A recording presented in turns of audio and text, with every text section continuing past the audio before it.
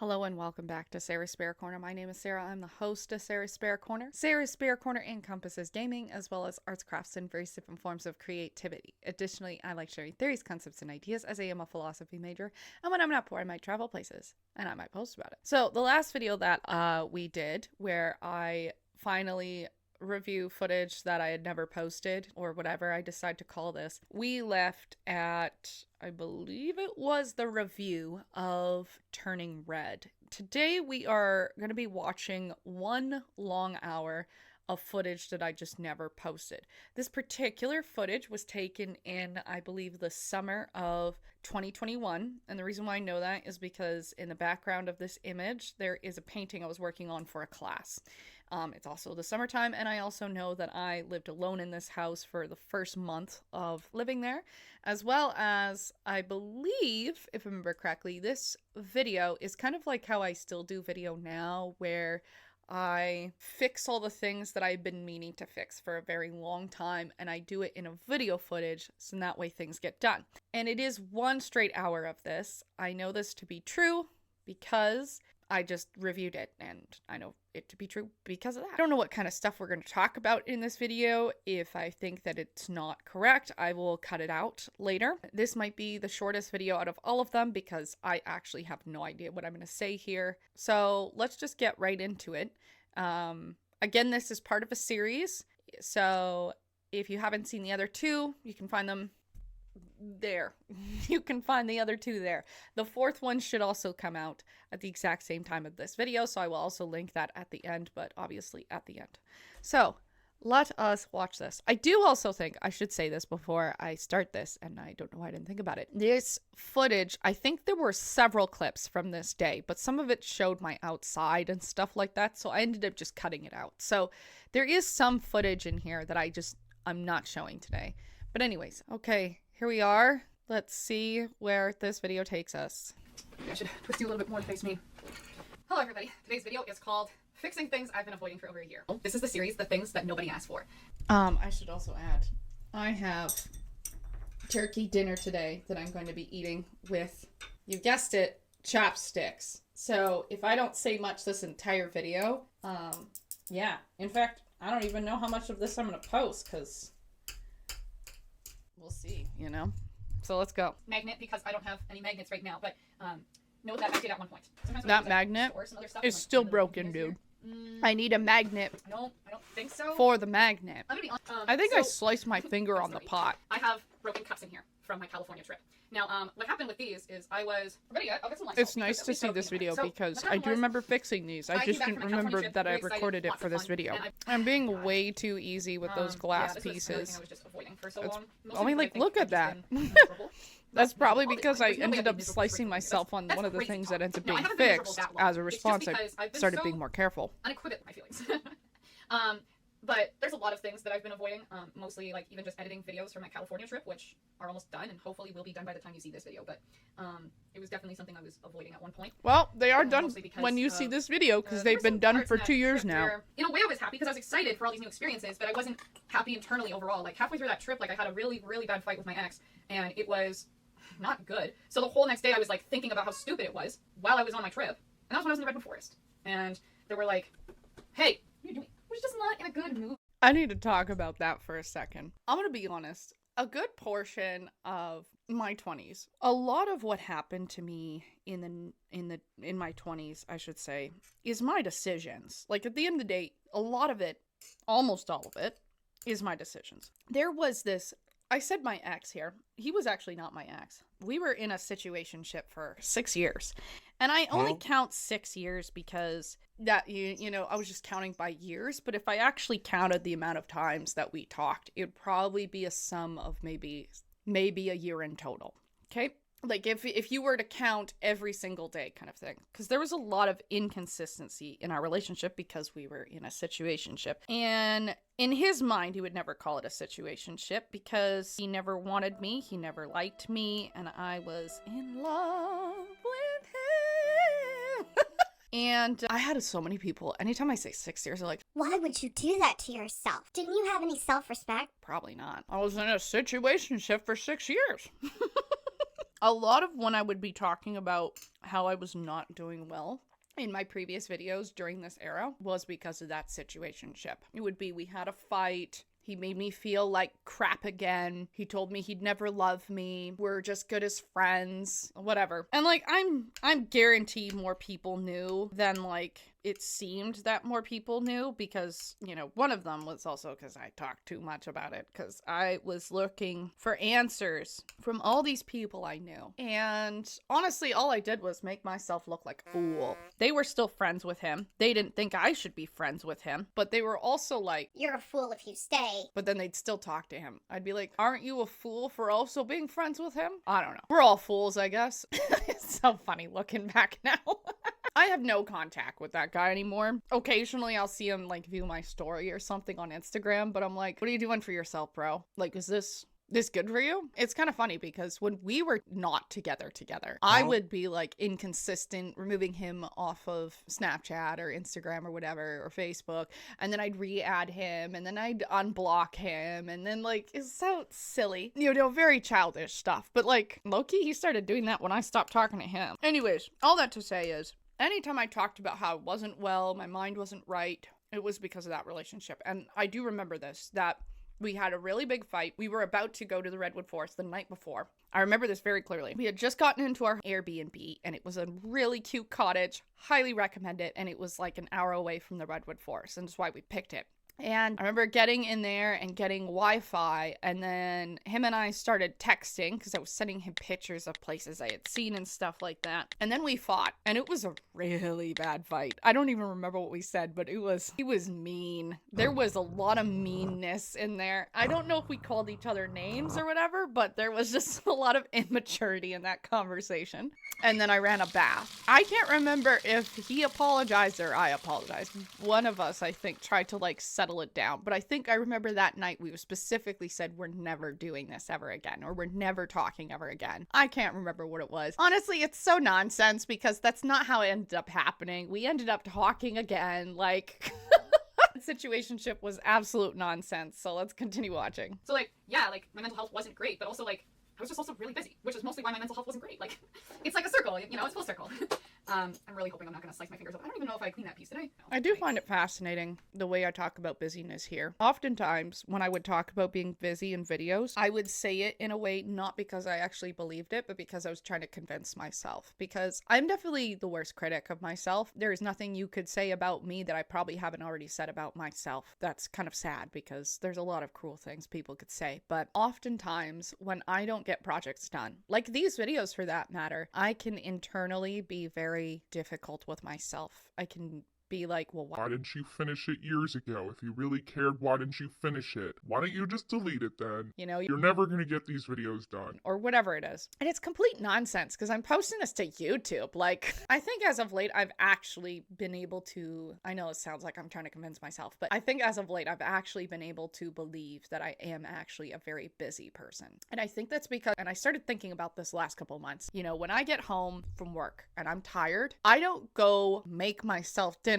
and then sit on the couch and then go to bed. I quickly make a meal or eat something quick, basically sit in front of my computer and edit while I eat. Like, that's literally what I'm doing right now. Most people don't do this. And then when I finish this video, then I have another video, then another video, right? And then I always find an excuse because while shit is exporting or whatever, I can't record because the footage, like the RAM is being used up to export. So then what ends up happening is I just go finally allow myself to play a video game or whatever it is, or watch a show or YouTube or something. In fact, most of the time, even in university, I would be so overwhelmed with like school and whatever. So like when I was younger, I maybe watch an episode of something and then write a little bit of my paper. What I started to do halfway through university is give myself 15 minutes of a rest. So I'd watch a YouTube video about Japan. It was always Japan because Japan is always my dream. And then I'd go back into work. What I did for my very last paper is I gave myself like 30 minutes of playing the original Sims and then an hour to 2 hours of writing in my paper. Then I'd set the alarm, and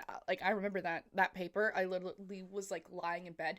Now, to be fair, that paper was very long. It was like half of a dissertation. It wasn't a full one. But I remember lying in bed being like, I'm feeling like my soul is leaving my body. when I was this age, I would oftentimes be very hard on myself for not getting things done, like the Sims series, for example, or paintings or whatever. And I would always say in these videos, oh, it's because I'm so busy, that's just life, whatever. But internally, I wouldn't believe that about myself. And I'd be mad at myself. And I'd be like, why haven't you finished this video? Why are you saying this? You know, so I'd say it for camera, but I haven't actually like resonated with those words, at least not in that period of time. Now I actually feel like I resonate with those words because I do a lot and I recognize that. But you know what it also does? And as a person who chronically is hard on themselves and does a lot of work, it actually makes you a lot less productive because you're too busy sitting around stressing about time and energy and whatever instead of actually doing it. Versus because last night I was doing a recording of a video game and I got so mad that I ended up recording longer than I wanted to because I was hoping that I would see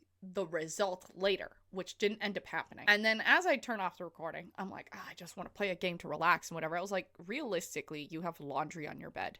If you fold and put that away, you will be a much happier person than if you go play another game.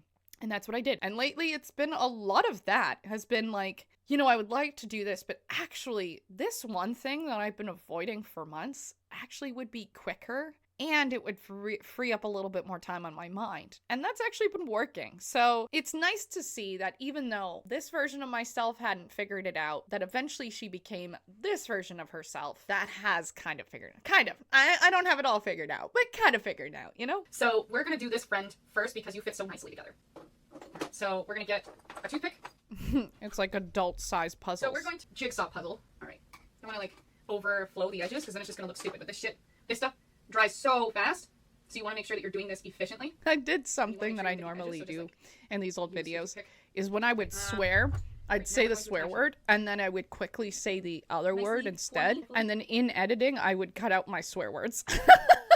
What a throwback. I mean, hey, just getting, I just need to work on my communication skills. Or maybe I should just like not talk when I'm doing something that's very meticulous like this, especially since it's like time consuming. I totally forgot that used to happen a lot in my like not earlier years of YouTube. I've been doing earlier years of YouTube since 2010, so not correct. But I would say between 2010 to 2021, in that period of time of YouTube, I was so distracted in my mind that I oftentimes would say a lot of things on camera and then write at the bottom what I actually meant to say, which I think could be a dyslexia thing because I do have dyslexia, which to be fair, I still do that. But like, I remember it was very frequent in those years for my YouTube videos to have me correct my own words. And it could be because maybe I was just not slowing down. Something I've been thinking a lot about lately is how much we as a society have just not slowed down. In fact, we've almost pushed further when it comes to like making YouTube content or being at your corporate job or whatever it is. We're going so fast, and it feels like it's been like that ever since 2020. Like, and I'm not saying that it wasn't fast beforehand. Naturally, capitalism is just fast. But I mean, since social media has become about 3-second clips, as a response, we're not being more careful about taking time to actually think about things. And I was thinking about how much I think it contributes a lot to the, I wouldn't say freedom, but the absolute confusion that a lot of people are having about the world and also their own personal sanity and such. And as a response, we're seeing a lot of pain in reality, in humanity right now. And so I think that if we just slowed down a little bit, I'm not saying it'd solve all our problems, but if we slowed down a little bit, we wouldn't have to add captions on top of our own videos. So it's kind of like the same thing. I'm talking to myself, and then I post it online, and then I know other people hear my thoughts. And if they don't want to hear my thoughts, they don't have to. Like, simple as that. But when I know there's someone else in the room hearing me talk out loud to myself or hearing me talk to a camera, my immediate thought is either, one, they're going to think I'm a narcissist, or two, they think I'm crazy. So it's like, I feel weird in general, like... I do remember this era of my life where I thought I was a narcissist. I was convinced I was a narcissist for years. And then I had a bunch of people call me a narcissist, and I was like... No, I'm not. If anything, you are. I do remember being really ashamed of making content for a long period of time. So that's why I didn't make any for a very long period of time. Part of it was also just I did not have the computer to handle it, bro. Barely handled the Sims, let alone all the editing I wanted to do. But I think it was my fear of my own ego. Yeah, I think my people pleasing for a very long time made it very hard for me to post content and feel confident about it. And sometimes I still have the thoughts being like, oh, does that really need to go up? But most of the time, I don't care as much anymore. I just kind of post things and see how they go. And I think it could also be maybe on one hand because, since 2020, everyone's posting like nonsense content online, so it really doesn't matter if I do too. On the other level, I think it's because I think quite frequently about what it means to be a good human being. And I think I ask the questions now more or less of, is this good for me to post this? Will this help somebody? I think at that period of time, I like to say it's because I was thinking about other people and stuff and wanting to see if other people would reach, but I think it was really just because I wanted to be heard. I wanted to see if other people felt the way I felt, because I think I was quite uncertain about my own feelings during this period of time. I was definitely at the point where I was close to finally resolving that, because I remember shortly after I did have a wake-up call and I did resolve that. But I do think that I was still having a hard time letting that kind of fear go, which is why I think I recorded this and then maybe never posted it. I don't know how that paint is going to turn out. The last time I painted something like that was my red mirror. So the thing that I'm talking to, that I'm referring to, that I painted, it was, if I remember correctly, it should be my soap dispenser in my kitchen. And I painted it wrong. As soon as I did it, I even said, I don't even think it's going to turn out. And it kind of did, but it chips all the time because I didn't sand it first. And yeah, so it wasn't the greatest thing I'd ever gotten. Not gonna lie.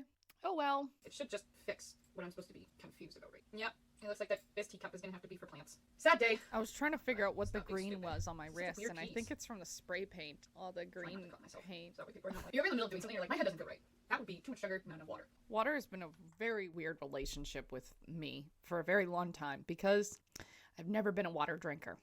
Until this year. I am actually drinking a ton of water this year. It's great. And taking vitamins. I've never been a vitamin person until this year. I've had a lot of peace in my life over the last 3-4 years, and more so every day. It's just when I hear something that's really sad, or I'm being treated poorly because of a bad relationship, that I don't feel content anymore.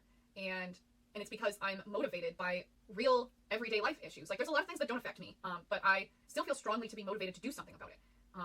And I think the problem is the fine line. If you want contentment, you want to be peaceful in your life, you almost have to sometimes pretend those things don't exist. That went a little bit differently than I was expecting. So I do remember making peace in that period of time in my life. And I remember my situationship used to talk a lot about being content. And because our relationship was just so erratic and honestly, we're both psychotic, that there wasn't contentment in our relationship, and he complained a lot about how uncontent I was in the relationship, and he just wanted me to be more content, and I was not willing to be content with our relationship. And he would talk about contentment all the time. That concept was very foreign to me because I had never known contentment. I was like, what is that even? And I think it was just because I had a very interesting upbringing. And I want to change the word from upbringing to just childhood, because upbringing sounds like it's something my parents did. But I think my concept of understanding what peace is has changed. Because I think what people tend to romanticize, and especially me as a person who is a philosophy major, contentment comes in many different shapes and sizes. You can have moments of contentment. I think I may have talked about this in the last video or a different video, but motivation is a moment in time. You're not going to be in a consistent state of motivation, which I suppose is maybe not always true, because, if you're training for a marathon, then you can be consistently motivated to train for the marathon. But it's not like you're just gonna wake up on an everyday life without any goals and feel motivated. That's not how it works. Instead, you need to focus on intention. You need to be intentional about getting up and going to the gym, which I'm not today because I don't feel well today. But I think what I'm saying here, I don't understand the purpose of contentment. I can't understand that. And it's also because for me, for many years, depression was the only thing I knew. Depression and anxiety. It was all I ever had. And I couldn't experience contentment when I was always anxious or I was always depressed. And I did find a lot of peace, to be fair, in my life, but it wasn't here. I wasn't content here. I mean, I'm even starting this video talking about how my head feels like it's in a cloud. Like, that's not content. No, I think I found contentment to represent differently. I think again, going back to that concept about how we imagine the old Greeks and togas talking about contentment, my dear brother, or something. Obviously no one said my dear brother. They were speaking Greek. Although maybe they were saying that in Greek. I don't know what that is. Contentment, my dear brother. Ικανοποίηση, αγαπητέ μου αδερφέ. Contentment. I don't even know how to freaking define that. I think it's because it's not that I can't be there. I've been content. I'm pretty content right now, for example. I think what it is, I think contentment is just like happiness. It can be moments, but you're not always going to be content. And I think I do take this point that I've said here, which is, there's things in the world to not be content about. I prefer maybe to say, and I'll just correct myself here perhaps, that contentment is not a state of emotion, but a state of internal being. You can be very angry and be content that you're angry. You can be very happy and be content you're happy. You can be very sad and be content you're sad. So contentment is varied on your particular definition of the word. I think what people really mean when they think content is serene. They think of peace. And you can be those things. You can find peace when you're grieving. You can find peace in a protest. You can find peace in a divorce. You can have those things. But you can be at peace and be angry. You can be at peace because you're making the right decision to be angry because you're right, or you're standing up for justice, or whatever it is. You can be at peace in so many different forms of yourself. It doesn't require you to be, and I think this is where it goes back to stoicism. And I want to clarify this because obviously I've studied stoicism. The Stoics of old, when they would talk about expressing your feelings, I think most people associate it with what the Roman Empire called stoicism is, which is the void of emotion and shedding of all impure feelings like anger. And so instead, we rise above our emotions, and that is how we become the best version of ourselves, is we are void of feeling. I think people think that if you reach nirvana, you'll just shed your feelings. Old Stoics didn't believe that. Like, the people who invented Stoicism, they believed that you could be a true Stoic by, on one hand, acknowledging that your feelings exist, all feelings, and also reason through them. That was the thought of Stoicism. It was to actually express yourself and be reasonable. You can have emotions, but are you being reasonable? So if we're talking about contentment, it's actually more of an action. It's more of, am I reasoning through my own feelings through rationale? And that is where true contentment exists. So perhaps I could be wrong about this. So maybe future editing me can insert here a little bit more information, but I think that makes more sense. So I found this article that might actually shed a little bit more information on what I'm talking about here. It's called The Quiet Power of Contentment, and it's written by Psychology Today, somebody named Jessica Kroller, PhD, and then it was reviewed by Divya Sills. So it goes in here and talks about the contentment in general. It talks about how it is a bedrock of sustained of life's satisfaction, and it is a state of serene acceptance and peaceful appreciation. Far complacency, it is an active acknowledgement of the sufficiency of what one possesses maternally and spiritually. It plays a pivotal role in how we evaluate our overall happiness. And while the emotional states contributes to life satisfaction, contentedness with our current circumstances provide more significant and stable foundation for our senses of well-being. And this underscores the essential nature of contentment in the pursuit of a fulfilling life. And it talks about hedonic treadmill, which I know for a fact this word has to do with hedonism. a term psychology uses to describe the phenomenon where our desires increase the new achievement, leaving our level of happiness unchanged in the long run, instead of contentment anchoring us, creating a sense of fulfillment, not at the mercy of external achievements or societal benchmarks. Hedonism historically has not been this purpose, but in the last couple of years, it has been obviously associated with just seeking pleasure and avoiding pain. And that's why this term here makes sense. But that's not what the original term was supposed to be about.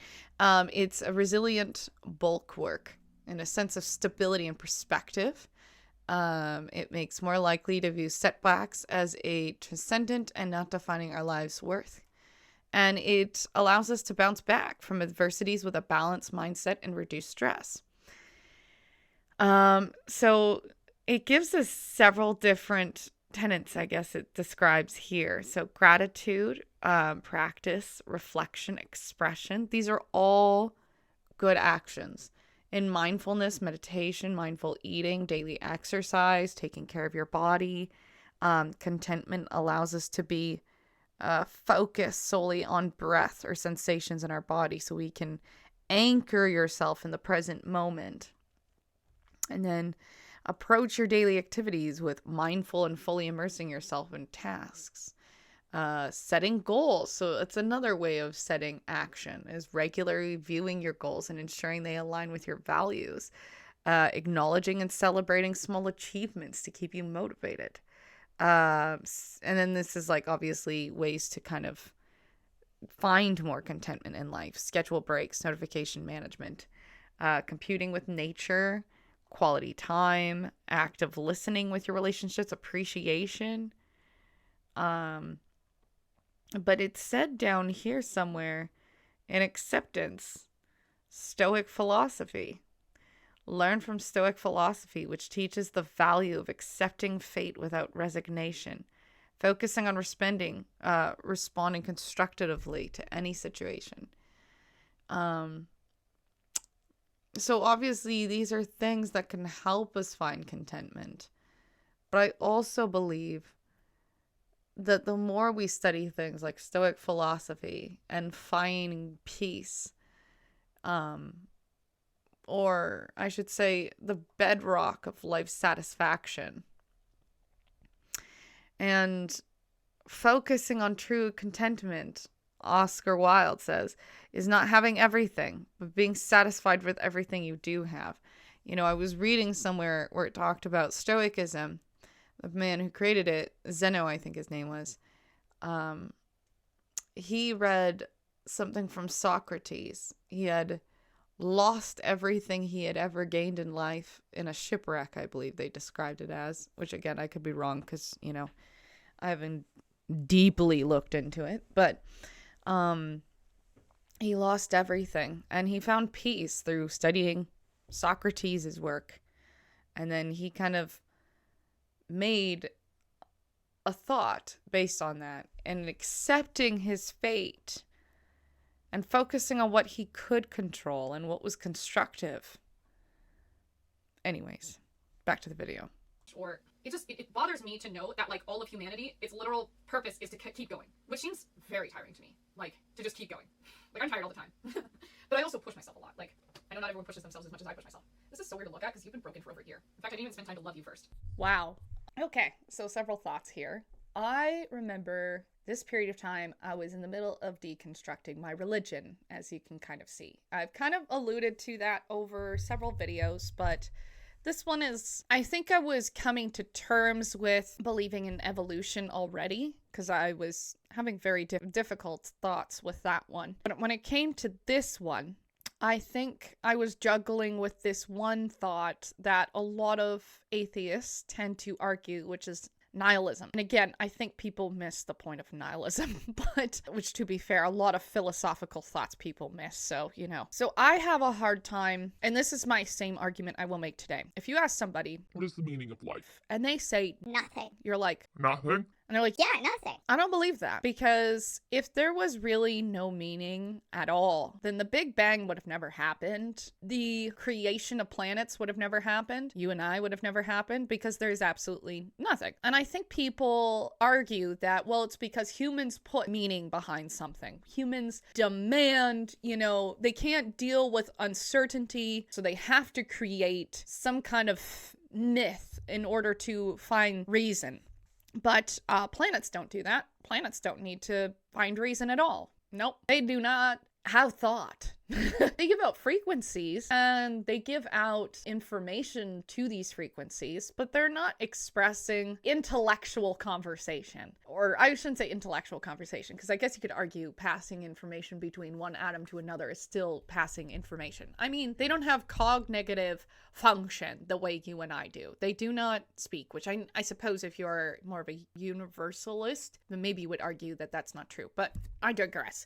In the argument that nothing has meaning, if you ask somebody, what are you doing? and they say Nothing. you can say, that's not true, you're talking right now, that's doing something. And they'll be like, well, that's not, like, I'm not doing an action. Okay, but you're standing there, that's an action. Even you sitting down or laying down or even being dead, all of those things are actions. I think the language is not wise, first of all.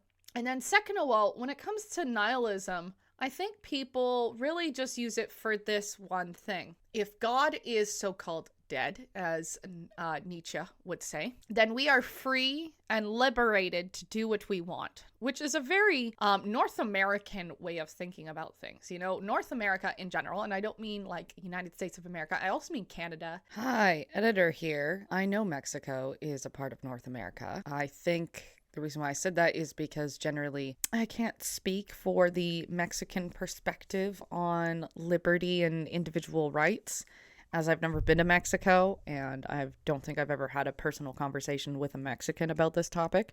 So if you are a Mexican, leave a comment down below on your thoughts about Canada and the United States of America's concepts of liberty and freedoms and independence, and let me know if you actually relate to that as well.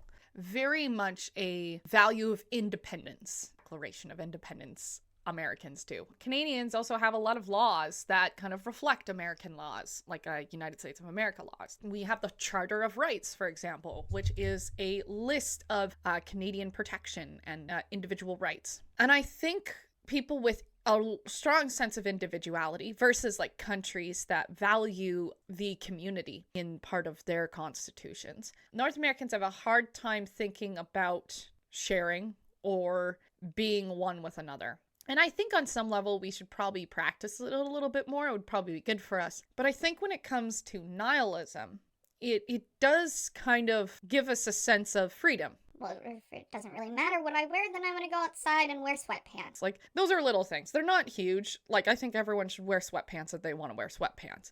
But I also should ask that I think on some level, it's actually not good for humans' mental health to lean so much on our own individual independence, because then we get what we have right now, which is they say that millennials and Gen Z and even Gen Alpha no longer have a third space. Third space is the place that young people usually go to find relationships, get married. These are areas like clubs, churches, I'm trying to think of classes, for example. These are maybe even volunteering, for example. These are spaces where people meet each other, connect with strangers, grow empathy. We don't have these things anymore. Instead, it's I have my friends or I go to work. Like, and if you had friends beforehand, then you're lucky. But I think the nihilism, on some level, people think it's a comfort. I think it kind of goes into the conversations about weight loss, for example. People say how toxic it is online to even talk about weight loss, and that you're encouraging self-harm if you're talking about weight loss, even on a small level. But I don't think that way, because going back to what I said here, if our sole purpose in society is to survive. One of our biggest things that we do to survive is use our ego. Our ego is the thing that is founded through years of evolution, if you will, that keeps us going. It's the way that, like, if we were hunting an animal in a while in the archaic human years, we were being hunted, our ego would keep us alive so that we could run for days, so that we don't die, or that the animal that we're hunting does die. Our ego keeps us from being, I don't know if I trust that tribe over there because the world is quite small and I've never seen you before and you look kind of weird. These are very like early human behaviors. It's ego that does this, and it's the thing that kept us alive. But now we're in cities and we're connected by planes and we have social media, so there's not so much of a reason anymore to be completely scared of strangers. Now, I'm not saying there's no reason. There is reason. But if that's the case, I think our ego, our, if you will, our animal self, is very confused. It's like, Well, I've spent all these decades like training for a moment like this where there's so many strangers. So what do I do with my energy now? and I think what people end up doing is they try to find ways to like freak out. I think here, where I was deconstructing about everything that's going on, I think it's fair to say that these are questions I still have. But I would say that my argument that one of the things that the universe is solely prepared for is to, I would say there's three actually. The universe is meant to be created, create, which is planets making other planets, planets absorbing other planets, you and I making art, whatever it is, and then perish. We all have these three certainties in our life. And I think saying that when there's no purpose at all, it goes against all those three. Because there would be no point of being born, there would be no point in creating if you were born, and there would be no point in death if that was the case too. But these are all things that are true. So if you tell me that I am here to just watch television and then I've done my job, let me ask you, are you creating while you're watching television? I'm not saying this to like shame anybody. I'm not saying we should all get off television, should get off YouTube or whatever. That's not what I mean. I think instead we should ask ourselves, what are we doing to create? You know, are we creating good foods? Are we creating good foods for our children? Are we creating plants? You've seen my greenhouse. Are we creating a happy life for our pets? Are we creating little knickknacks for ourselves because we think they cute and, you know, whatever?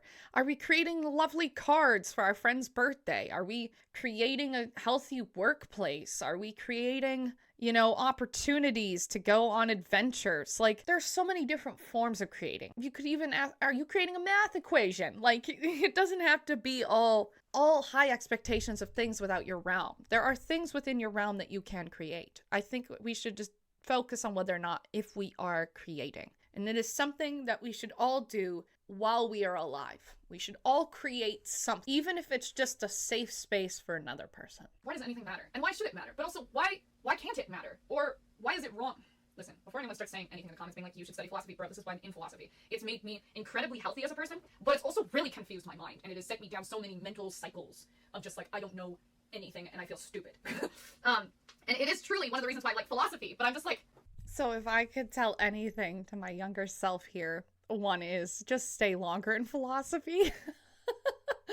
I kind of figured it out eventually, but I think really what I should have said to myself is, and I was too scared to admit it, you're in the middle of losing your complete religion that you grew up on, that you based all your identity on. And now you're having an identity crisis on some level. And I'd say crisis lightly, because obviously here I'm functional, but internally I was very anxious all the time. You're having an identity crisis because everybody who starts questioning their own beliefs goes through that. It's very normal to feel that way. It's very normal to think about these things. You grew up a certain way, you believed a certain way about yourself, so of course you're confused. And I would say, hang in there. I know that's a bad answer, but like, hang in there, because the answers will come. And the things that you will feel comforted by, things that you will find to be true, they will hold on and you'll be able to pick them up.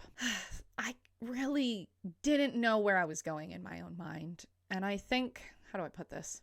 I think I just didn't know what would stick. and what would go. Like, when you're deconstructing, you're like, I have all these thoughts. I'm not sure which ones will stay and which ones will go. And the ones that were important stayed. So, I mean, if you're watching this and you're kind of going through that, I'd say the same thing. You'll make it through. You will. Just keep working on it and give yourself a ton of patience, dude, because this took years. I didn't figure this stuff out like overnight. Like, you're seeing this now, but this was 2021. I had been thinking this way since 2019 is when I started thinking this way. And I don't think I fully got through my deconstruction until 2023. So it takes a few years. Why are we all like so caught up in having purpose, but at the same time, why do I need purpose? Like, I know I need purpose, but why do I need purpose? Like, why does this matter? Why does anything matter? I think in this period of time, I wouldn't say that everybody cares about aesthetically attractive things. There are a lot of people who think paintings are stupid. I remember I had one friend, I'd be talking about how paintings are useful and, they give life. And she knows I'm a painter, and she was like, I hate them, they're dumb. I'm like, Okay. humans create a lot of things. It's just some people create their own forms of art in other forms. Math for some people is a form of art. And I think on some level I'd agree with that, but I have difficulty understanding math, so I can't fully relate to it. But I love painting, as you can see. I value art and aesthetically pleasing things because, simply put, it makes me happy. And you can ask questions like, If you have an eye for art, is it good art? it's a question someone might ask. And I think those are all very subjective questions. Some things, it doesn't matter. There are paintings out there from the 80s. From the 80s that I remember my teacher brought up in class and asked us if it was a good painting. And I said, I don't mind it. And he said, I'm worried about you. And everyone else in the class was like, it lacks real substance. It's not good colors. There's way too many, whatever it was. And again, it was subjective.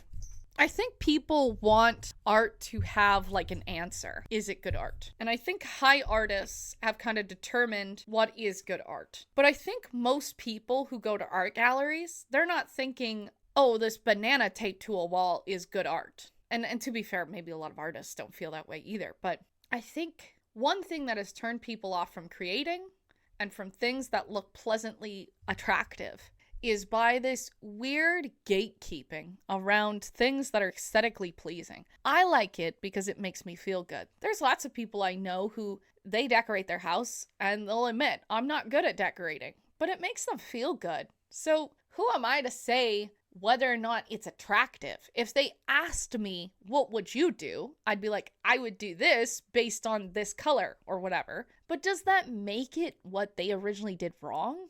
Not really, because at the end of the day, they feel good. It's their home. They want to be happy in it. So it's kind of just all arbitrary at that point. Everyone's purpose and like understanding of life and in meaning is all subjective to the person.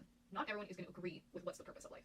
So as I'm sitting here contemplating these things, someone could literally be thinking, oh, I know what the answer is, and then they're going to tell me what they think the answer is. But the truth is, like, we all have an answer that the only reason why we have it is to make ourselves feel comfortable. Your answer to my question may not make me feel comfortable at all, because it is not the kind of purpose that I would want in my life. I'm not saying that I am not welcoming opinions, because I'm absolutely wanting to hear this discussion. I'm just saying that, like, I'm not looking for someone to take care of me. I think every time I talk about something, and I'm just talking hypothetically, people think I'm, like, begging them for, like, some kind of equals. Like, I'm asking the question and they're going to give me an answer. I'm not looking for necessarily an answer, because, at least on this topic, because the answer that anyone will give me, even though it will add to, some kind of greater understanding about everything, I feel like in some ways I'm only going to be able to find this by myself. I was thinking about this as I'm talking about this because I know where I was at this period of time, obviously, because it was me. I remember at that period of time, and I would say even up till like 2 years ago, I had like almost everybody that I would talk to about things. And it could have also been the way I was dressing it, the way I was trying to talk to people was not very clear. But oftentimes I would like give my perspective and then people would be like, Well, you should do this. Or, no, that's not how it is. This is how it is. and I think what it was is that I had allowed for people to respond to me that way. Even though I didn't like it, I allowed it be responded to that way. Even though I was like very internally adverse. And that was simply because I didn't know how to say no. Because I didn't know boundaries at this period of time. Like I'd talk about them, but I wouldn't know what to do with them. Whereas now I'm actually very high strong about things where if I'm talking to somebody and they interject, it's the lack of other people listening to my perspective that I now am very versatile for, because it all comes down to ego. If a person cannot listen to you and they have to interject with their feelings, or they feel like they need to correct you because you're steering in the wrong direction, they are simply just not for you.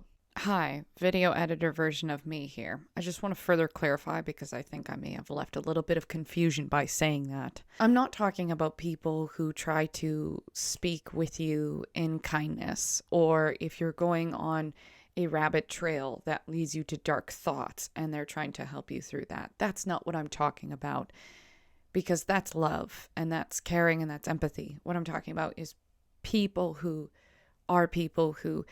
don't listen to you in a way that is constructive, and they just don't listen at all. Like, you could tell them that it's raining outside and they'd be like, "Oh, did you notice it's raining outside?" And you'd be like, "Bro, I just said that." What I'm talking about is the kind of people where maybe you're sharing an experience and they're like, "Why would you do that? I would never do something like that." The condescending, the lack of empathy, the apathy towards your situation. Those are the kind of people I'm talking about. Not the kind of people who approach you with love and are trying to help you through difficult habits that you might have adapted, bad relationships that you need to get out of, because actually people can help you through that, even if it means it's interjecting on your time. So that's what I mean. Thank you. And that was something I came to the conclusion about myself about. This person is clearly not for me, because they're not listening to me. They do not care about my opinion. So therefore, this isn't working. And I'm so glad that I made that decision. I just get mad. You know what I mean? Like, what do you mean nothing has any purpose? What do you mean everything's just going to destroy and miss out on life, and we're all just going to no longer exist? This is why people think I'm an A-type personality. And I'm literally so far from it. I just think like an A-type person, if that makes sense. I have no motivation to be an A-type person. A-type people are so driven, and I'm so not. I remember in my early 20s, I went to like this camping trip, and I don't even remember how it happened, but I walk into this room, somebody that I had spoken to like maybe 5 words to, told me that, Sarah, you are the most A-type person I know. and I was like, what is an A-type person? Like, I had no idea. And so then I Googled it, and I was so mad. I'm like, I'm not an A-type person. What do you mean? I think people assume because I have high energy, and I put it in quotations, that I am an A-type person. I would actually describe that I am a chronically anxious person, not A-type, because A-type people can do all those things without feeling sick. If I do all those things, I will be out for a week. So I actually have to watch how much energy I'm putting into things, because it's usually fueled by anxiety and not because I just have natural drive. I don't have natural drive. I have natural anxiety that makes me think I have pseudo drive. But I was thinking about this because somebody called me an A-type recently, and I looked at him like, I'm not an A-type, like at all. I think there may be a personality that's like a B+, and maybe that's what I am, is a B+ personality, not an A-type or a B. You know, it's kind of like how they talk about the personality that's between an extrovert and an introvert. I'm the middle one. I don't know what it's called. There is a term for it, but I just don't fit in those molds. Any personality test that I've ever done, I always end up being stuck between 3 different personality types. Like, it's really close off by like 3% of whatever. So I don't really find that I fit into the mold of an A-type personality or a B-type personality or a pearl or a sapphire or a ruby or an INFJ, which usually I turn out to be an INFJ, to be fair, or an ENFJ or an ENFP, which also are the other 2 that I generally end up being. So it's like, I don't know, like I used to be obsessed with personality tests. Now I'm just like, whatever. You ever watch something and you get really invested in a show, and then like mid-3rd season or mid-like 8th season you find out they're canceling the show, and you're like, are you like kidding me? Like, that's a cliffhanger. You can't finish the show here. Or like you read a fan fiction, people who read fan fictions, and the author just stopped writing altogether, and you're kind of like, are you kidding me? Like, this was going to solve everything, and they just stop writing. Or like even just any book series that you get invested into, and you read the last book and you're so invested in it, and then it just like ends. That's what existentialism feels like to me. It's like I'm invested in something. I'm very excited. I'm living the heat of the moment kind of thing. I'm experiencing this as the person in the story is experiencing this. And here I am, just like being left cliffhanger. Like, I feel like life is just one large cliffhanger. And that's what bothers me, is I don't like cliffhangers. But I feel like everything about life is a cliffhanger. Every new day is like, oh my goodness, today was so weird. Like, I can't believe that happened. What's happening next? Recent friend Maria got opened as a Canadian. She's Filipino. And in the middle of it, because she actually asked me to be there for her, I was there the whole time. And it was really interesting to experience that because, you know, as a Canadian, you're born here. You experience life from your lens and what you know. And that's all you know is being just a Canadian. You know naturally what country you're part of. And then, like, you're not Canadian, but you're something else. Like, you're American, you're in one of those countries that has it better off, whatever, right? You don't even second guess it. You just are that nation. You are, like, that ethnicity. You are that, you know, whatever it is.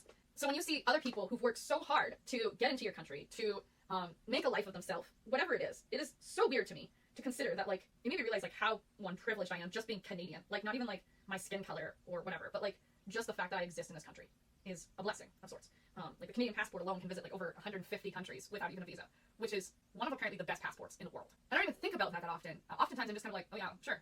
But, like, it just kind of made me sit there being like, why am I so lucky? Like, what did I do to deserve this? I didn't do anything. I was born. I wasn't, like, picked out of all the eggs. Like, yeah, I guess I was picked out of all the eggs. Out of all the eggs that, you know, the sperm and the egg decided to fertilize, I was it. And I haven't done anything to, like, deserve the kind of life that I have. Like, I haven't had the best life, but I've had a really good life in comparison to some. I don't deserve any of it. And it's very uncomfortable for me to think about how much I don't deserve any of this, but yet I got it for free. And then there's, like, no meaning in life. That bothers me to the T. Like, why do I have all this privilege just for nothing? Like, I don't know if I'm making any sense. I hope I'm not, like, traumatizing anyone. Maybe I'm just gonna cut out all the audio. I don't want to, like, do that to anybody. I have all this privilege for nothing. It is a very interesting thing to say. You know, I guess that's a fair thing to say. I don't actually think I'm super privileged. I mean, technically in the Canadian economic poverty line, I'm apparently below it. And I know this because they do my taxes and they tell me that I am below the poverty line. So that's fun. But it's still true that I have a lot more in my life than some people will ever have in theirs. And to be able to recognize that is very mature of me. And sometimes I forget that. So actually, my younger self is more mature than me right now. I think the biggest privilege thing that I could do is being upset with the fact that I exist, even though I have it so well off. And that's really frustrating because I don't want to be like that. But a lot of my anxieties come down to what is the purpose? And I don't have a purpose. Yet somehow I'm special in terms of, like, the lottery of genetics and placement. It's so unfair. I don't deserve it. I'm not even rich and I don't feel like I deserve anything good. And you know what? That's another problem. Like, I should stop saying to myself, I don't deserve this because, like, what am I going to be a martyr? It's such a waste of time. And no one wants martyrism. No one wants my martyrism. So why can't I just be thankful? Like, but that being thankful means that I have to understand why I have anything. And I'm not even sure why I do, so I almost feel bad. Instead of, like, I don't know if I'm making any sense right now. Like, I don't deserve it. I don't deserve anything. What am I going to do? Sell everything? Like, I know exactly what this is. This is me deconstructing my people pleasing. A lot of people pleasers, and I've talked a lot about this, have a huge sense of martyrism, that they don't deserve anything, that they are not special, and they don't deserve recognition. I'm not saying all people pleasers are like this, but people pleasers tend to be like this because they don't feel worthy of ever having gratitude towards them. You know, it's definitely obviously a lot to self-worth as well, but it can also be a lot to do with, well, like I said, what makes me so special? Because you exist, that's what's special. You don't need more than that. And you can take compliments and you can live without fear of your own privilege. In fact, in a lot of ways, a lot of this is very much white guilt. But I think that comes not necessarily from only white guilt. I think it also comes from people pleasing. People pleasers are not justified in their martyrism, ever. There is no reason to be a self-sacrificer. But people pleasers think that they're not good enough. And they oftentimes will say things like, Oh, it's because I'm so empathetic that I feel that I need to extend my protection for you because I have so much more than you have. Here, let me do this for you. Oftentimes, martyrism is basically, let me do this for you.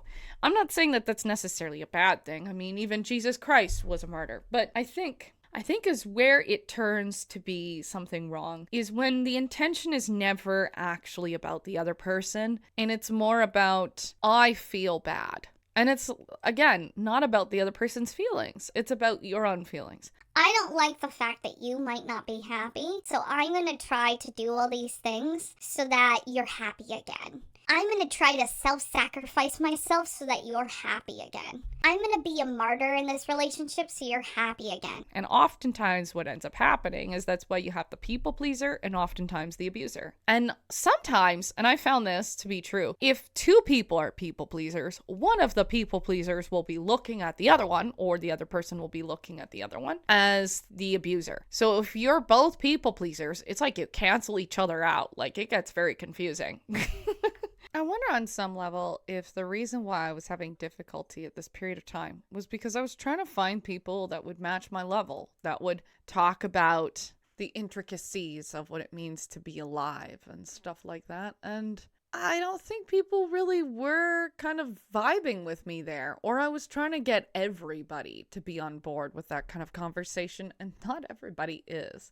Hello, video editor here. Not only is not everybody wanting to maybe talk about those kind of conversations, but also, though, they don't have to be. It would be actually a moral irresponsibility on my part if I tried to enforce that on other people. And I believe in this period of time, I was definitely guilty of that. And so I think that was kind of the bigger issue, was that I was just not finding other people on the same wavelength. But I was trying to find as many as possible. So long. I've gained so much weight since anything I've done, basically. It's a bit scrunchy, but at least it's finally done. I think partly what it is also the sewing just wasn't very good on the fabric. Me being like, I gained so much weight, and I've only gained like 5 pounds. Well, I haven't worn these pants forever. They're definitely much tighter than the last time I wore them. Like, I feel like I was at least 3 sizes smaller than this. Like, it doesn't feel as loose as it used to be. Which, like, I'm okay with that. It just means I'm a growing girl. But I'm not used to it. The stitching is better. I wouldn't say if it's 100% fixed, especially since I'm apparently a growing girl and might need to fix them even better at some point. But for now, this is what it is, and I'm very happy with my pants. Those pants were so comfortable. I don't even know if I still own them.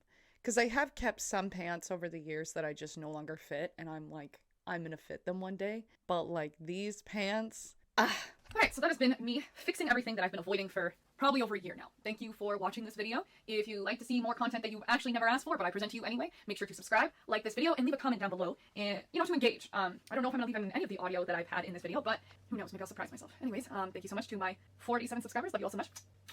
And, yeah, I hope you have an awesome day. Bye now!